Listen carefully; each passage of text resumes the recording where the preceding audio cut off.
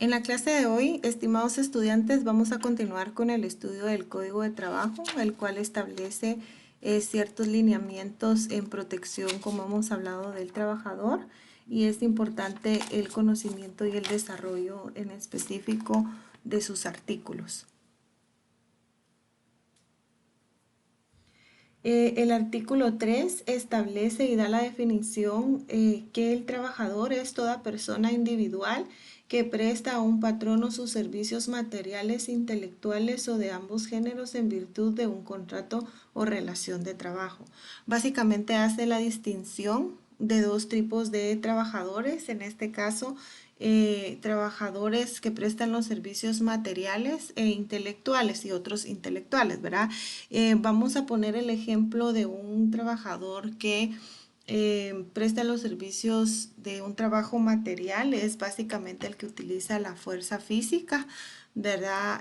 Un ejemplo es un conductor, una persona que maneja maquinaria pesada, ¿verdad? O maquinaria en una construcción o en una bodega o en algún tipo de entidad, ¿verdad? O de negocio o de empresa que requiera este tipo de servicios, ¿verdad? El cargar, digamos, algún tipo de mercadería de un lugar a otro. Básicamente, estos son los ejemplos de trabajo material y el ejemplo de los trabajadores que prestan los servicios intelectuales es básicamente un contador, una secretaria, un ingeniero, un médico, toda vez que si bien es cierto el trabajo no es físico, es un desgaste mental el que sufren las personas. Pasan todo el día sentados, ¿verdad? Y cuando llegan a casa igual se sienten cansados por el desgaste mental que han tenido durante el día, ¿verdad? Esta es la diferencia entre uno y otro trabajador.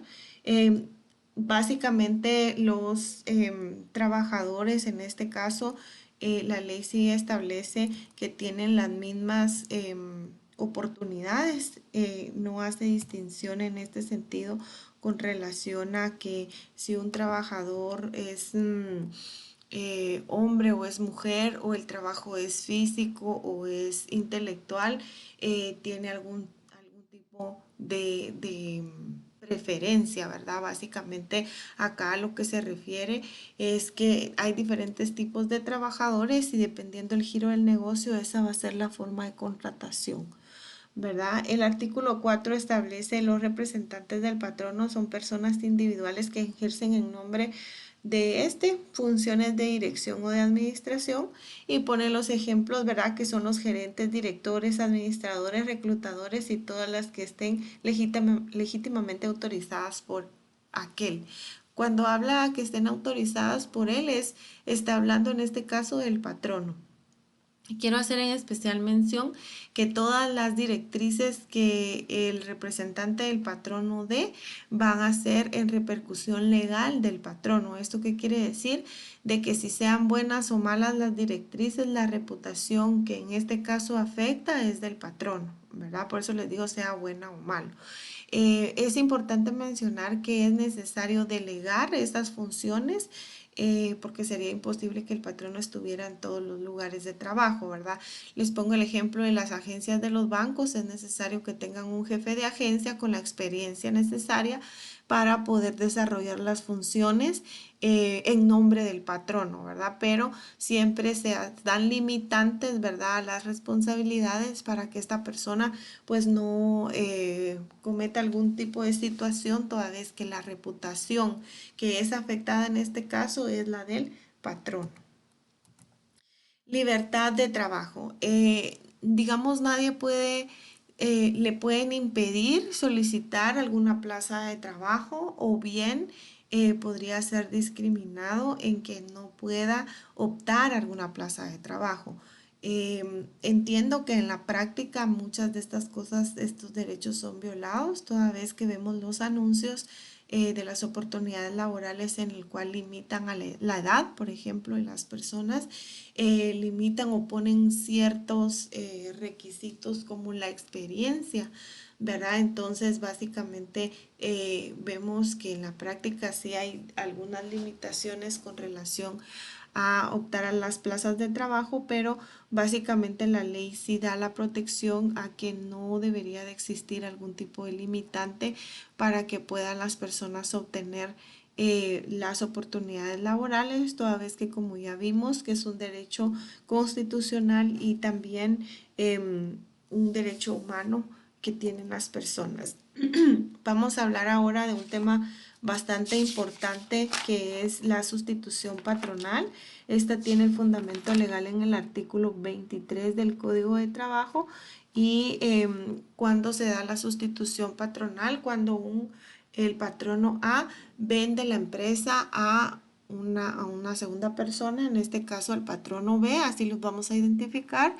En este caso, como es una situación meramente mercantil, ¿verdad? Que las empresas pues se venden, quiero recordarles en los antecedentes de la historia.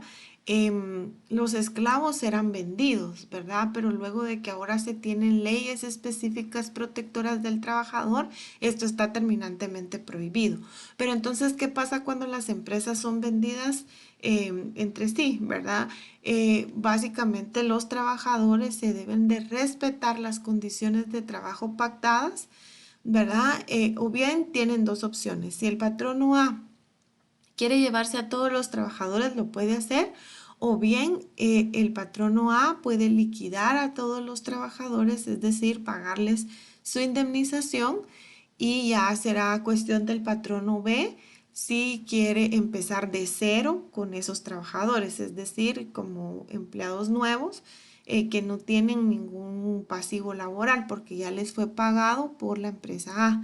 O bien se queda con todo el capital humano, es decir, con todo el personal, pero debe respetar las condiciones de trabajo que ha pactado el patrono A. ¿A qué me refiero? Si un trabajador del patrono A tiene 10 años de estar trabajando en esta empresa, cuando la empresa es vendida al patrono B, sigue conservando esos 10 años y el patrono B no puede dejarle de pagar si en algún momento más adelante esta persona fuera despedida, ¿verdad? Tiene que seguirle pagando el mismo salario, sus prestaciones laborales, sus irrenunciables, debe pagar y debe respetar todas las condiciones con que fue contratado este trabajador.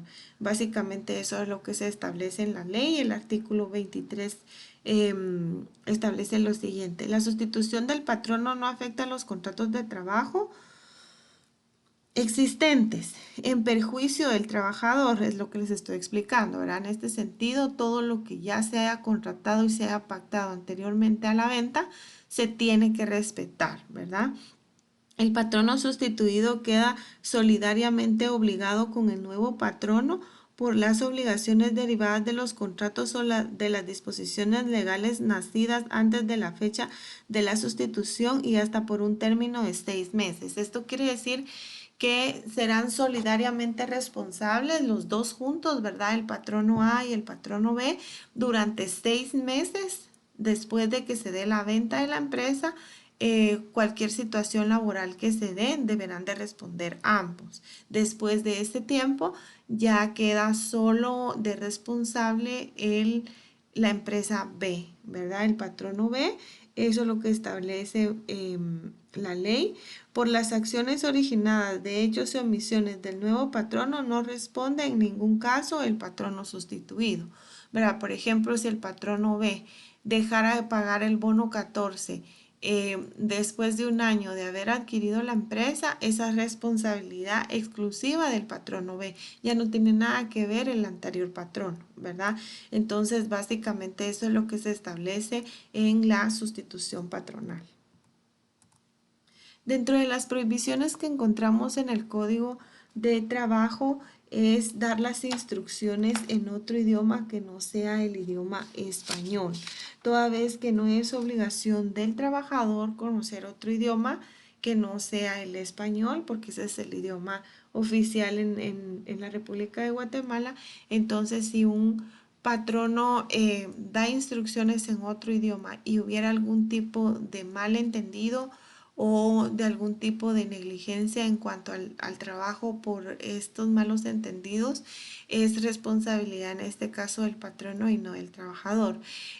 Otra cosa importante de mencionar acá es que cuando son empresas de otros países es necesario contar con las instrucciones o con las instrucciones de precaución o del manejo de maquinaria en el idioma español, ¿verdad? Tuve la oportunidad de hacer la verificación e inspección de una empresa que su casa matriz era en Brasil y las instrucciones de, por ejemplo, en la planta de producción de la maquinaria estaban en portugués. Entonces es obligación del patrono traducirlas al español y colocar los rótulos correspondientes toda vez que si hay algún accidente dentro de las instalaciones por el no saber qué instrucciones tiene la maquinaria o algún tipo de de prevención, de instructivo y demás, esa es responsabilidad total del patrono en dar a conocer esas instrucciones en el idioma español. Otra de las prohibiciones son las represalias y la discriminación que pueda haber con relación al pertenecer a los sindicatos o con digamos que hay algún tipo de presión para que las personas no demanden. Verá si hay algún tipo de situación de violación de los derechos. Hemos hablado en muchas oportunidades que en este sentido es muy común que las personas tengan miedo de mandar a los patronos o hacer alguna denuncia a la inspección correspondiente. La Constitución da el derecho a que cualquier persona puede acudir a demandar a quien quiera, ¿verdad? Es un derecho constitucional y el tener algún tipo de presión para no hacerlo por parte de cualquier entidad o en este caso del patrono está prohibido según lo que establece el artículo 15 del Código de Trabajo. También se establece la parte de que no está permitido la contratación del más del 10% de trabajadores extranjeros.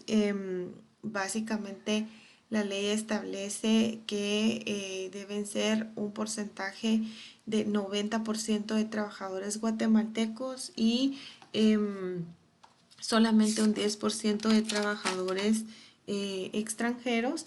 ¿Cómo logra determinar la inspección de trabajo este aspecto? Toda vez que para que un extranjero labore en Guatemala debe de tramitar un permiso de trabajo. Entonces, entre los requisitos que pide la inspección de trabajo para otorgar este permiso es que la empresa declare por medio de una declaración jurada que no cuenta con más de el 10% de trabajadores extranjeros y que el puesto de trabajo tampoco hay alguna persona guatemalteca que pueda ejecutarlo, ¿verdad? De esta manera es que protege la inspección de trabajo a los trabajadores para que puedan tener más oportunidades de trabajo y no sean contratados trabajadores del extranjero en una plaza laboral o una oportunidad laboral que pueda ser dada para un trabajador guatemalteco, ¿verdad? Entonces, básicamente, ese es son los tipos de prohibiciones que existen en el Código de Trabajo para proteger los derechos laborales de los trabajadores guatemaltecos. Hay que hacer especial énfasis en el artículo 18, que es el que contiene las características generales de la contratación laboral. Existen estas 5 características que debemos observar para saber y conocer si estamos ante una contratación individual de trabajo, que esto lo que nos va a garantizar es el pago de las irrenunciables, en este caso es salario, bono 14, aguinaldo, vacaciones y la indemnización. Y aquí es algo muy particular porque el artículo establece que aunque se le denomine de diferente forma, si se tienen estas 5 características, estamos ante una contratación individual de trabajo, lo cual legalmente le correspondería los pagos correspondientes. Lo que pasa es que en la práctica nosotros vemos que muchos de los patronos le dicen al trabajador que tiene que facturar por servicios y le indican que solo tiene derecho al pago de honorarios, ¿verdad?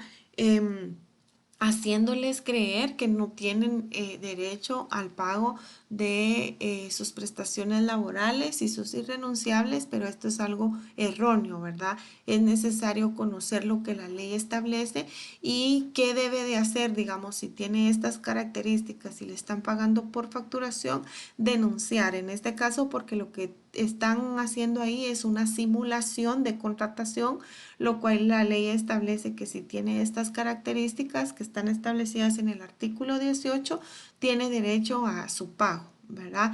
Entonces, inclusive de las maneras de cómo venden la idea para que sea aceptada el patrono, el trabajador, ¿verdad?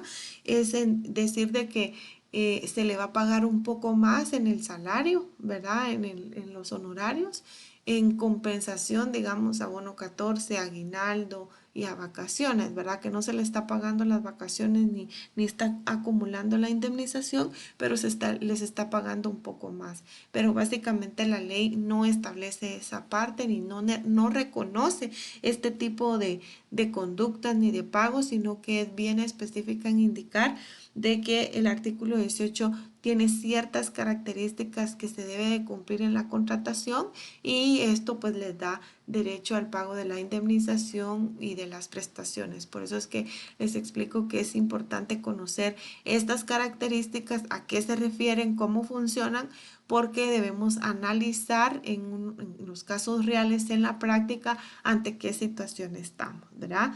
O ante qué situación está el trabajador. Entonces el artículo establece que el contrato individual de trabajo, sea cual fuere su denominación, por eso es importante y mucho ojo, porque puede ser que aquí le digan que es una contratación civil, puede ser que le digan que son honorarios lo que le están pagando. Si tiene estas características, no es otra cosa más que una contratación individual de trabajo, ¿verdad? Porque establece que es el vínculo económico jurídico en el que una persona trabajador queda obligada a prestar a otra patrono los servicios personales o a ejecutarle una obra personalmente bajo la dependencia continuada. ¿Qué es la dependencia continuada? Es llegar todos los días a la misma hora, al mismo lugar, en el mismo espacio, tener un espacio de trabajo asignado, donde tiene sillas, donde le dan una computadora, donde le dan las hojas, donde está la impresora. Es básicamente que le den todas las herramientas de trabajo y usted todos los días, de lunes a viernes o de lunes a sábado, llega a la misma hora, tiene cierto tiempo de almuerzo y se retira a una misma hora determinada.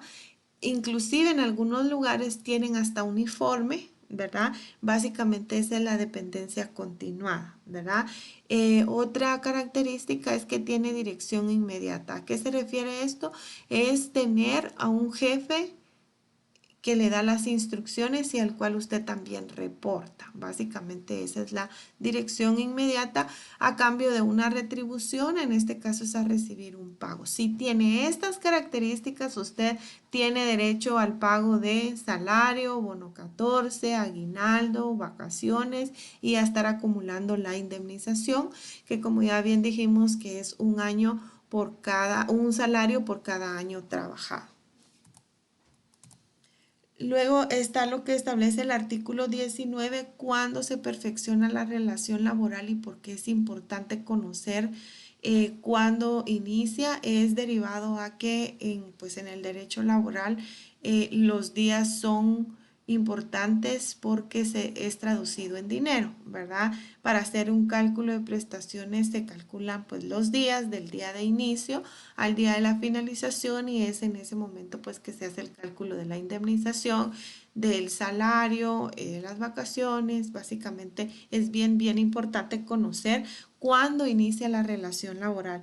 El artículo 19 del Código de Trabajo establece que la relación laboral inicia desde el primer momento en que el trabajador está a las órdenes del patrón, ¿verdad? Esto quiere decir que desde el día uno, no importa que usted en ese momento no haya firmado contrato aún, no importa que ese día le dieron capacitación, no importa que ese día todavía no le dieron el equipo, usted está de 8 a 5, el horario que le han dado está a la orden del patrono y desde este día es su día uno que empieza su relación laboral. Este día se perfecciona al momento que usted pone un pie en esta empresa como su primer día de trabajo. Muchas gracias por su atención. Esto ha sido todo y nos vemos en la próxima clase.